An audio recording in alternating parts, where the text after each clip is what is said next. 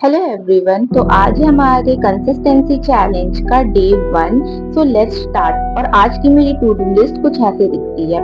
मैं स्टार्ट कर रही हूँ बायोलॉजिकल क्लासिफिकेशन की एनसीईआरटी रीडिंग से। और एनसीईआरटी अच्छे से रीड करनी है, सारे डायग्राम्स, सारे लाइंस अच्छे से पढ़ने हैं। बायोलॉजिकल क्लासिफिकेशन में वैसे भी बहुत सारे एग्जाम्पल्स हैं और उन्हें अच्छे से लर्न करने के लिए पहले से एनसीईआरटी पढ़ी होनी बहुत जरूरी है, ताकि मैं टेस्ट के पहले एक दो बार और रिवाइज कर सकूं।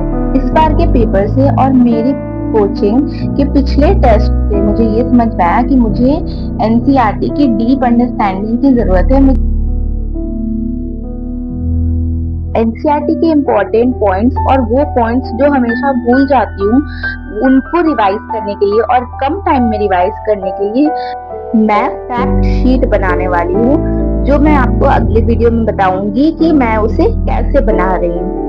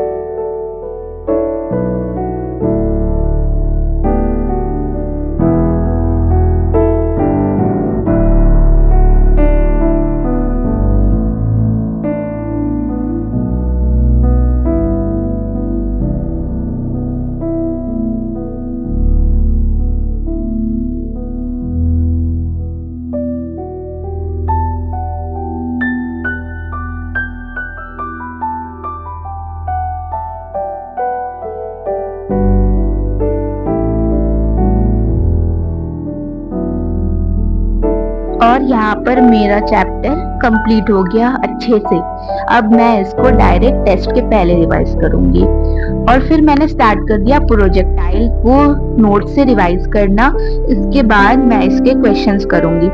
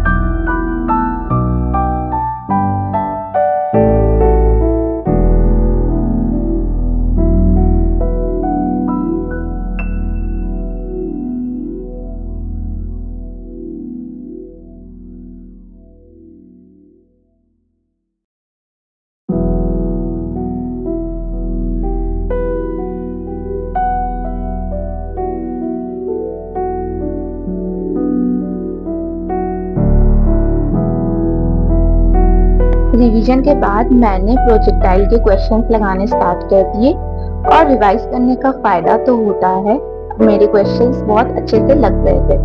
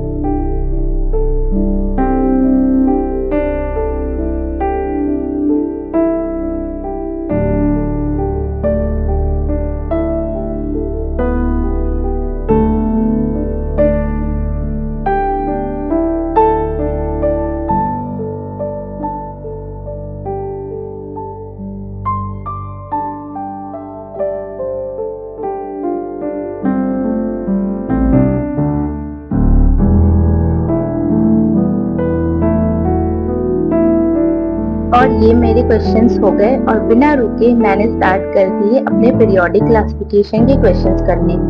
ये है तो इसके सेक्शन डी के क्वेश्चंस, बट ये इजी ही है। मुझे तो इनऑर्गेनिक वैसे इजी लगती है। आप मुझे कमेंट्स में बताना कि आपकी इनऑर्गेनिक कैसी है।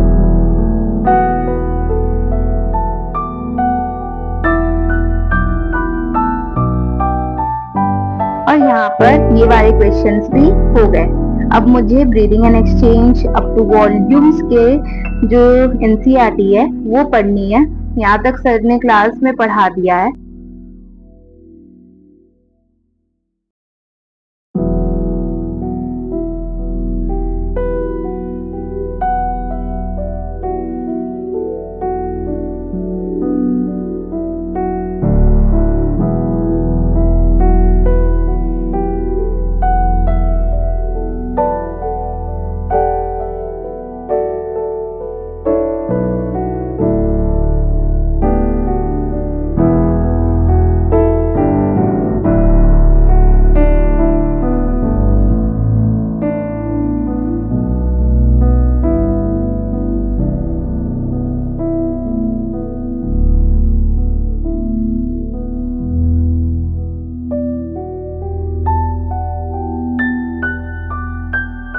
और ये वाला पार्ट भी कंप्लीट हो गया।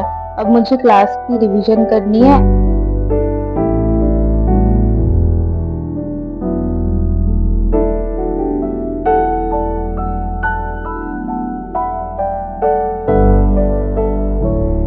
तो इसी के साथ आज के मेरे सारे टारगेट्स कंप्लीट हो गए और हमारा डे 1 भी सक्सेसफुली कंप्लीट हो गया। तो आप मुझे कमेंट्स में बताओ आपका डे 1 कैसे गया। Thank you for watching. Do like, share and subscribe for further updates.